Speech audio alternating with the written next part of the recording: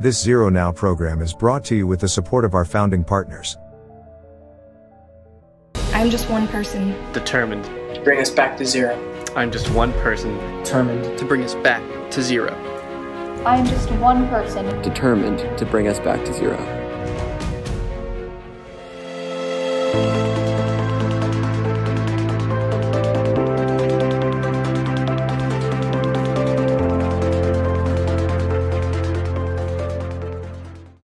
Thank you again so much for taking the time for this interview. I would love to start by hearing a little bit about you and your journey in tackling this issue of school safety and how your niche as a doctor fits into all of that. Thank you. It's an honor to be with you guys today. Thank you for having me on.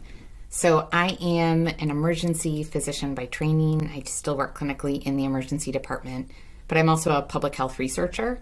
And actually got trained in the science of injury prevention many, many years ago. And my journey around school safety and violence prevention started at the confluence of those two areas of training. As an ER doctor, I obviously take care of victims of firearm injury and other forms of assault and self-injury on an almost daily basis in the emergency department. But I also know how preventable it is, and understand that preventing these types of injuries is a combination of individual level interventions as well as larger societal and structural change. And so a little over 15 years ago, I specifically started working on thinking about how we keep our youth and young adults in this country safer from firearm injury in general, both community violence, domestic violence, self-harm, and of course, public mass shootings. So to help further those missions, I believe you founded or co-founded AFFIRM in 2017, which is an organization that works to treat firearm injury both as an epidemic and a public health issue. So can you tell us a little bit about your journey in starting AFFIRM and what that's been like for you? So AFFIRM really derived from a bunch of conversations that I and other physicians and healthcare professionals had been having over the decade of the 2010s, where we realized that nobody in healthcare was talking about firearm injury as a health problem, and where we started trying to create coalitions and communities to talk about both the facts around firearm injury and to move forwards in preventing it. That work led to conferences and papers and lots of presentations. And then in 2017, I and my co-founder, a guy named Chris Barsati, who is an emergency physician in southern Vermont, a firearm owner, rifle safety instructor, we came together to create this organization with the goal really of trying to take this discussion out of the partisan divide that it's so often stuck in, and rather to move forward in a nonpartisan, non-specialty specific, non-university specific way to create a community committed to addressing firearm injury as a health problem. Over the 5 years since, we really started by bringing together small groups of people. It grew to a much larger coalition. We helped lead the This Is Our Lane campaign in 2018. And then last year, we actually merged with the Aspen Institute, which is a big nonpartisan kind of think tank and leadership organization. And so we are now AFFIRM at the Aspen Institute as of last fall. Wow. So as you mentioned, the issue of firearms is highly politicized. It's a partisan issue. And so much of the conversation around gun violence and firearm safety is around policy-based solutions. So I'm wondering, from a healthcare point of view and from the point of view as a doctor, can you tell us what a health-based solution to gun violence and firearm injury might look like? So the first part is that recognizing that any health-based issue, which firearm injury is, right? What the problem is that bullets hurt people, both physically and emotionally, and that there's a ripple effect of every shot fired, not only on the person who shot, but also on their family, on their community, and on society. And there's a pathway to prevention, to keeping someone from getting shot in the first place. That is certainly partly around policy, but also around a whole lot of other stuff. And the science of public health tells us that when we approach problems as a health-based problem, sometimes it's about policies, but just as we've seen with COVID or with motor vehicle crashes, which are a great injury prevention success story, it's as much around the science and around community norms and about making it easy for people to do the healthy thing as it is about passing laws or mandates. And the beautiful thing about the public health approach is that, again, although policy can be helpful, there are also a lot of things that we can do independently of whether our legislatures get on board. It's not said to take the pressure off because there are some really effective policies out there. But there's a lot of other things that have to be done as well, and policies alone are never enough. And I can give some specific examples if you want. Yeah, I would actually love to hear a couple of examples, only because I feel like the conversation is so saturated in the political world, so there's not a lot of conversation or dialogue around what that might look like or what that might be. So I would love to hear some examples that you think would be really helpful in preventing these kinds of injuries. Absolutely. So I'm going to give a few. So one is that when we talk about reducing the number of community-based firearm injuries, there are some pretty effective programs that have been set up in communities across the country to serve to break the cycle of violence. They use data to identify hotspots where firearm injuries are more common, have teams of folks often from the community who work with people in the community, both to identify those most at risk and to provide support services. And they also go in to kind of calm things down, to reduce the risk of retaliatory violence. Lastly, many of these organizations link folks who are at risk of being involved in community violence to resources, mental health, education, substance abuse treatment, legal resources, etc. That's been shown to very effectively decrease the number of gunshots fired. Another example, again, urban or community violence, there have been studies showing that when you take vacant lots or vacant buildings and beautify them, turn the vacant lot into a garden, turn the vacant building into something productive, that it decreases not just the number of gunshots fired in the neighborhood around that beautification project, but also decreases overall violence, stress, depression, etc. in the community. So those are two things that are totally not policy-based. Another example on the other side of the spectrum is around safe storage. So there are many states that have safe storage laws. They can be effective. But another thing that's really effective are one-on-one conversations between pediatricians or healthcare providers and families. Equally effective, there's some preliminary data, are conversations between firearm owners and other firearm owners. So you buy a firearm, the gun shop that you buy from or the person that gives you training talks to you about the importance of safe storage and why, how it decreases the risk of your gun being stolen, decreases the risk of someone using that firearm unintentionally in a way that it's not meant to, and decreases the risk of suicide or homicide in your house as well. So a great example of something that can be done really within the healthcare system or within the community itself. So those are two kind of many, many other things that can be done outside of the policy spectrum. Yeah, those sound like excellent solutions. And something that really stuck out to me was the beautification project element of it. I find that so compelling, and it got me thinking about the role mental health plays in all of this. As you know, a disproportionate number of firearm casualties come from suicide, and I feel like that's something that totally gets lost in this conversation. So what extent does mental health play in this conversation, and how does that relate to looking at firearm injury as a public health issue? Thank you for asking that and for highlighting that really important statistic. So it is so important when we talk about firearms as a public health or firearm injury as a public health problem that we start with knowing the numbers. So although these mass shootings are horrific, never events that they're just horrible that they occur at all. And we should absolutely focus on eliminating them. At the same time, the truth is that they're responsible for less than 1% of firearm deaths in this country. About 2/3 of firearm deaths in the country in an average year are suicides, and the remaining third are mostly homicides, both community violence and intimate partner homicide. There are well over 100 people who die every day across the United States from being shot, again, either suicide or homicide. And there are over 200 who get injured every day. So the numbers are really kind of staggering and puts in perspective why the picture has to be much bigger. So to your question about mental health, so certainly suicide is deeply related to mental health, to hopelessness and to impulsivity.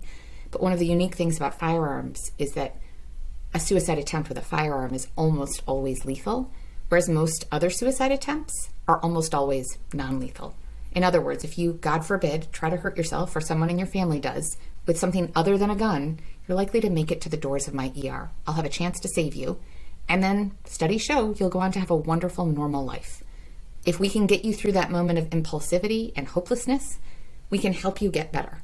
But unfortunately, if you choose to use a firearm at that moment of desperation, the chance of my saving you is less than 10%.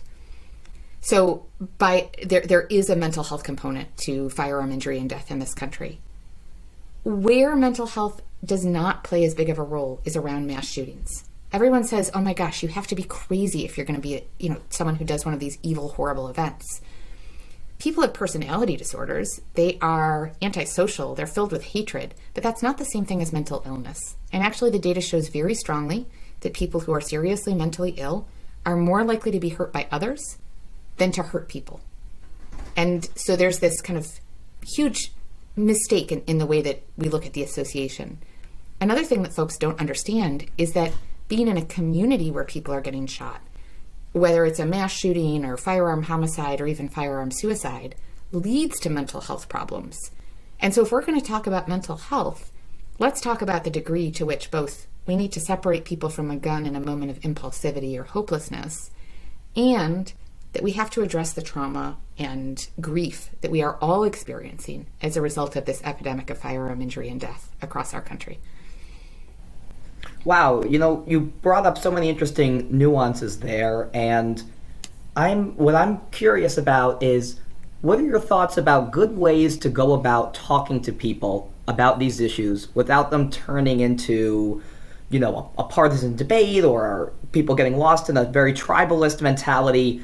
Because everything you're saying is so evidence-based and is backed by so much data, and yet the conversations seem to always go haywire. So have you found any way of going about having these conversations that work across the political spectrum, across different types of people, reaching different types of people?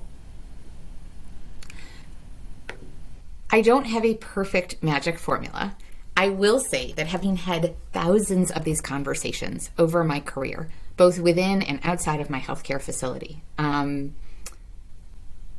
the vast majority of them, with grace, are positive and productive, whether someone is a firearm owner or not. And the thing that I find helps is starting with the facts, the evidence, right? Knowing the data is always a good starting point. And then also sharing your personal stories. So many of us have someone in our family, a friend in our close friend network, or sometimes us ourselves who've been touched by this epidemic. And I think destigmatizing that, talking about firearm suicide or partner violence or homicide, helps to illustrate why this matters so much. And then the last part is listening. So as we start to create pathways towards action, it's being someone who's able to listen and be respectful and create forward movement together, not accepting the talking points as being the end-all be-all, but rather committing to working towards a solution that works for my community. Again, we're not all going to agree on everything. Of course. But there's a lot, and actually polls of Americans show that most of us are all on the same page, which is that we don't want ourselves, our parents, our kids, our loved ones to be at risk of getting shot. Yes. When they go to the grocery store, to a school, to a yoga studio, or just walking down the street. Mm-hmm. Yeah, it's so interesting. I've seen those polls too, where it's, vast majorities of the country seem to be united on a lot of these common sense ideas. You mentioned earlier in the interview that your co-founder was a firearm owner, which I think is incredible.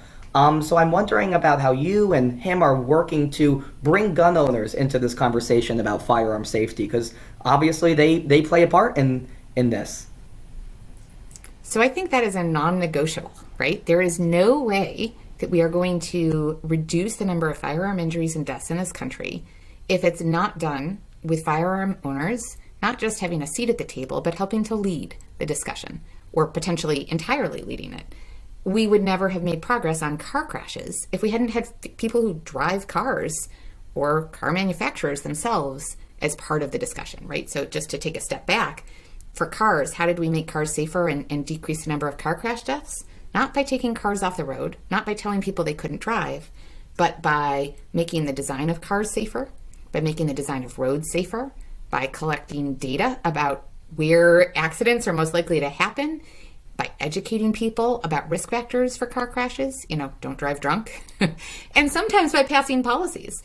But a lot of it is this combo of, you can have a drunk driving law, you still need to provide people with Ubers or tell people to, how to take their friends' keys if they've had one too many to drink.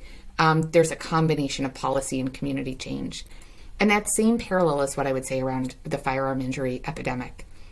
The only way for us to make progress on this is to do it with all of us taking a stand and helping to lead the conversation. And if it is an us versus them discussion, firearm owners versus non-firearm owners, or red versus blue, or rural versus urban, we're not going to make our way through. Because at the end of the day, about 40% of Americans have a firearm in their house. There are 400 million firearms in private hands in the United States. And the vast, vast, vast majority of guns are never used to hurt someone.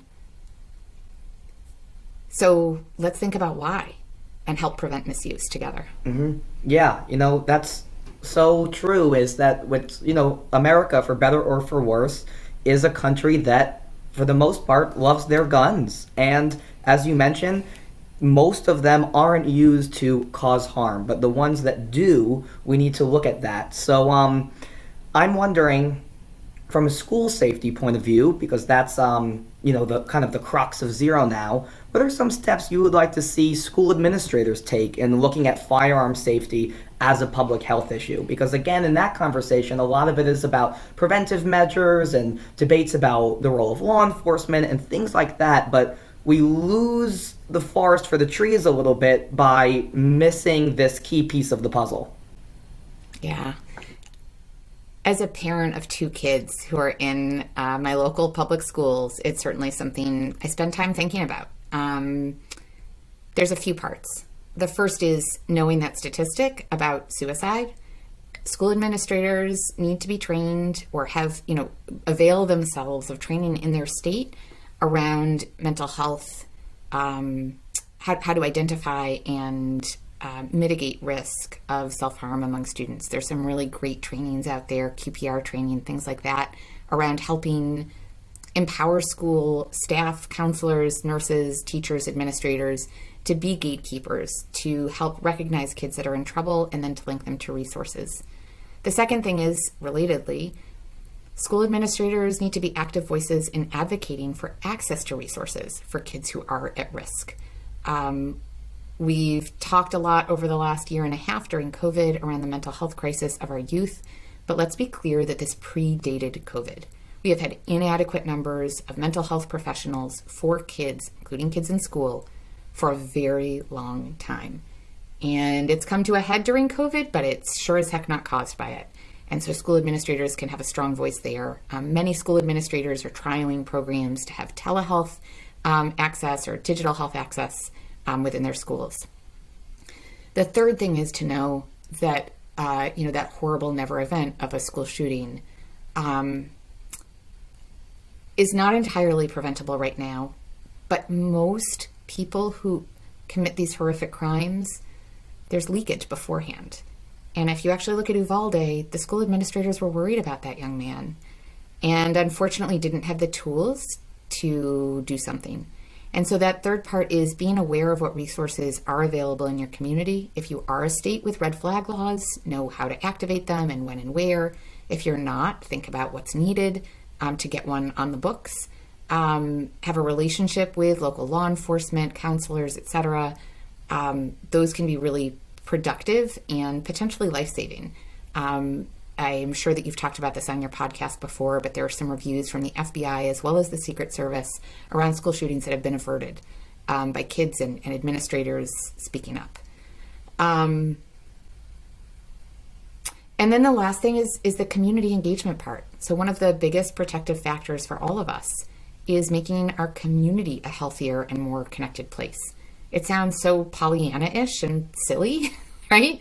But study after study shows that some of the most effective things are things like Big Brothers Big Sisters or 4-H, these programs that give kids a sense of hope, link them to trusted adults, and give them something to do outside of the school hours. And I think school administrators can help be voices and advocates for that as well. Yeah, those sound like a lot of really great solutions that don't take a lot of money to implement or don't take a lot of, hotly debated subjects to do. So I think that's great and really helpful to hear. Segueing back to AFFIRM, I'm curious about between 2017, your founding, to now, some challenges and obstacles that you've faced. I'm sure there are a bunch, but if you could just tell us a little bit about some bumps in the road in getting the message across or in achieving your objective. So I'll be honest, one of the biggest bumps in the road is that we were started by two physicians with a conviction and a hope, not by someone with deep pockets and an endowment. And, for any small nonprofit, raising the funds to do the work is really, really tough.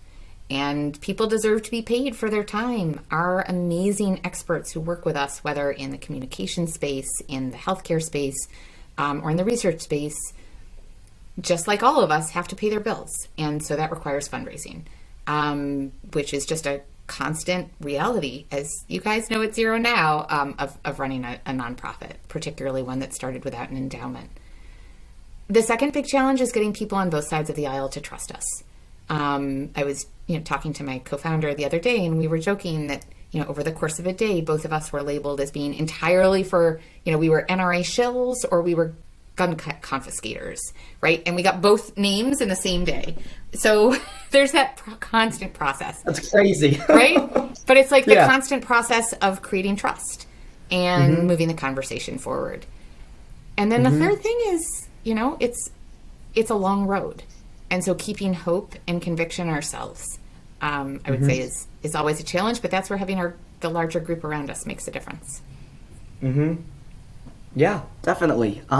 I would say, finally, what are some things that, people like me, students, parents who, might not be in a position, like in law enforcement or as a physician, but they're just somebody who wants to become part of this conversation and help make a difference and help learn and help educate themselves. What do you say to that person? Where's a good place for us to start? So certainly check out affirmresearch.org. Donations are always welcome. There's also an interest page, would welcome people signing up. But I would also say within your own community, some of these things that I've talked about around mentorship, community organizations, mental health trainings, those can all make a big difference as well. The last thing is, for some people, policy is the place where they want to make a difference. And so finding local organizations there can be effective. But to me, really, at the end of the day, it is about kind of community and creating those connections and creating paths forward that are based on this public health approach, where we can all kind of have a voice. Yeah, that's great and super helpful. And I just wanted to thank you for taking the time to have this conversation. It was enlightening for me, and I can't wait to get it out there. And thank you so much just for taking the time to talk to me today. It's totally a pleasure and honor. Thank you for your time and for all the work that you're doing with ZeroNow. Of course. And have a great rest of your day. And I hope to see you soon, maybe at one of the board meetings or sometime in the future. Awesome. Thank you.